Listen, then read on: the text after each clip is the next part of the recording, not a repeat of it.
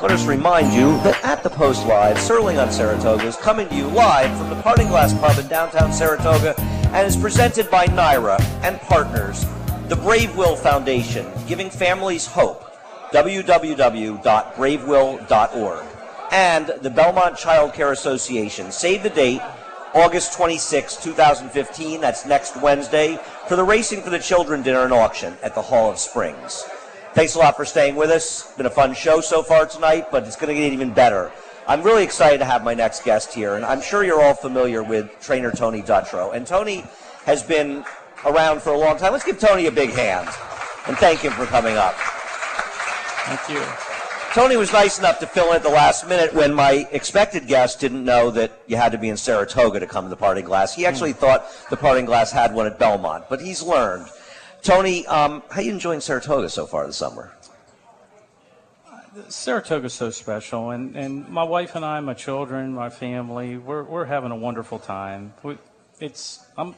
I'm living the dream. You are, and your wife. You go to bed early because you get up. Your wife enjoys Saratoga a little more than you do, I think. she's around. She's around. She's a lot of fun. So you're starting out. Things have gone okay so far. You had a very, very good-looking 2-year-old winner, Get Jets, yesterday. Get Jets was big. He was big yesterday. He trained like a good horse. I had some other 2-year-olds that had run, and he trained every bit as good as them. So I was looking forward to him racing, but I can't hide the expectation that he performed. I was overwhelmed. Yeah, he was. I mean, he didn't have any speed. He broke from the inside, and he just blew by the field and won very impressively. Yeah, pretty much. He's a New York bred, but I have to imagine at this point that you're thinking beyond, I mean, obviously into not just New York bred races. Having done this for so many years, the horses lead the way, and I was hopeful, and I'm going to continue hopeful with him. If he continues to lead me to believe that he's worthy of another big effort like that, I'll go for something big next time. Now, it's interesting. We talked about before, 2-year-olds, Saratoga and 2-year-olds. People want to win in Saratoga. But I have to think that you want to be patient with them and not sort of go slowly towards their 3-year-old years. Everybody puts a bunch of money up, and everybody has a dream in this business to have something special. And everybody wants to see their 2-year-old run good at Saratoga, and me included. But I think you're missing the point a bit. These horses have to learn. They have to, get to this level and this level. And I think it's step by step. And I don't think the first time they run is anywhere near the importance that all of us, including myself, put on a first-time starter. I think it was Mac Miller that said the two toughest things for a horse to do is win at Saratoga and win the Kentucky Derby, and that's what everybody wants to do. That's what everybody wants to do. And yeah, I agree with Mac Miller. It's hard to do. And you win in Saratoga, and it obviously it's a big deal. But you look at a horse like a horse that you trained, Havre de Grace, as a 3-year-old. You brought her along very slowly, and I have to think the success she had when she became horse of the year before had a lot to do with the fact that you were able to take your time with her. Rick Porter's team bought a very good horse at public auction in Havre de Grace. When she came to me, it didn't take any of us around her to realize that she was better than average. We treated her like a good horse. We waited on her. We gave her time to mature. We raced her a couple times as a 2-year-old, and she did very average. She did make her maiden, but she did very average. We waited until May of her 3-year-old year to run her again. And in one start, Havre de Grace went to the very top of her generation and performed in the very best races against the very best horses. And she was a very good horse, and I was so proud of the job that we did with her. I was so proud of her performances. And when she was taken away from me as a 4-year-old and given to Larry Jones, I thought Larry Jones picked it up right where we left off and did a phenomenal job. And she went on to become Horse of the Year. And I can't help but feel good about being a part of all of that. And I was only a part. None of us do any of this by ourselves. But nonetheless, me and my gang, we were very, very proud and very happy to see Havre de Grace become a Horse of the Year and a very good filly. Yeah, no, and I mean, get the opportunity and to go slowly gives them a chance to be good. Well, I'm so proud of that, Andy. I'm so proud of that. So you've got to you've got to embellish the lace in the Alabama, and I actually like her. I'm sorry, I apologize because I'm not picking any winners, but one of the reasons I like her, in all honesty, is because she got involved in a big speed duel in the Mother Goose, and obviously it didn't work out. But knowing you, I find it hard to believe that you would be running her in the Alabama if you felt she would run really. She didn't run poorly. She appeared to run poorly. If you thought she didn't deserve another chance, I believed in Embellish of the Lace since we've gotten her. Once again, we tried to take our time. We tried to bring her step by step, and I think that Embellish the Lace has got an enormous amount of talent. She has everything else to prove, and we have confidence that she'll prove that she is a quality enough filly.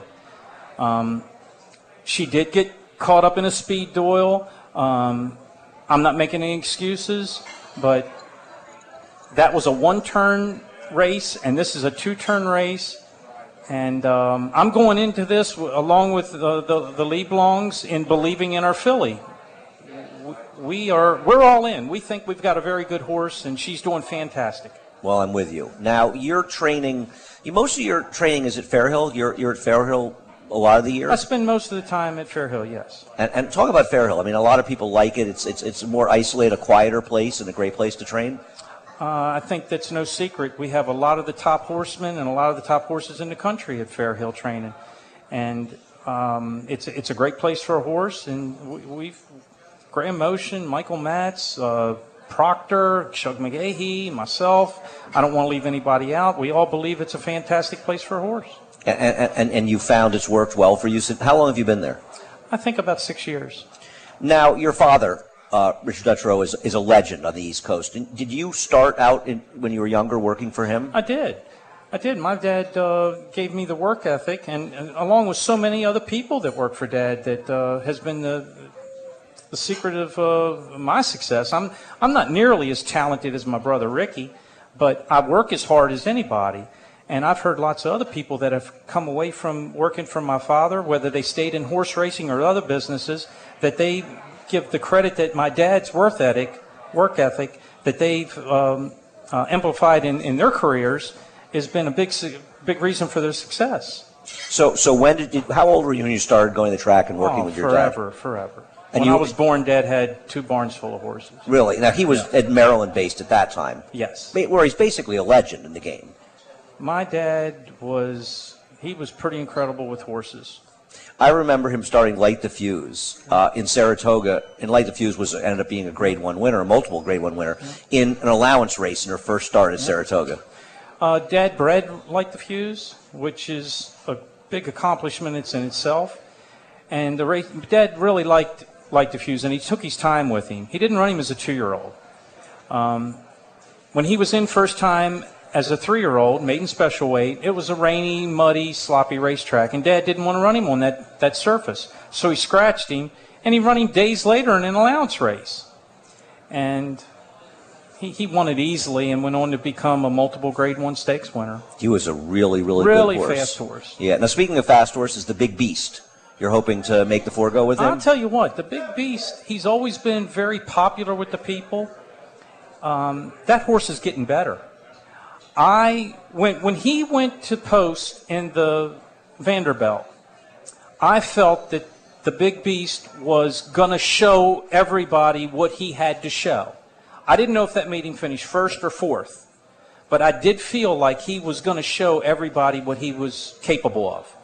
And he did. I mean, he's capable. So when I come out of the race that day, I felt this is one of the best sprinters in the United States. Now, I don't know where that makes him, if he's first, second, third, fourth, fifth, or sixth, but he's one of those guys. And I feel, Andy, better about the Big Beast today than I did going into the Vanderbilt. And it's interesting you say that, because I agree. His Vanderbilt, I don't care where he finished. He ran great, and he lost by a nose, obviously. But it's interesting. It's a result-oriented game. But what you're sort of saying, and I agree with you, is it's almost overly result-oriented. We'll run plenty of horses that run second or third where you come out and think, wow, he ran great. Yeah. And I think the biggie, besides that, he's a huge horse. And that presents some problems because it seems to me he's a horse that's best if he can run outside of other horses, somewhat unencumbered. I would agree with that as well. And unfortunately, the other horse got outside of him, but he had that outside post. The Forego, I assume, is the next spot for him? It is. It is. We're looking forward to it. I'm looking forward to it, too. Yeah. I can't tell you how happy I am you came and joined us. You know, I feel like I'm really so proud. I'm overwhelmed. I'm humbled. And I feel like the sophomore girl that is hoping that the senior invites her to the prom. And you're my date. Well, Tony, I'll be your date anytime, buddy. Thanks so much for coming here. Appreciate it a lot. Tony Dutrow. Stay with us. We come right back. At the Post Live is brought to you by Naira. Wager on Naira.com, Naira's new state-of-the-art wagering interface.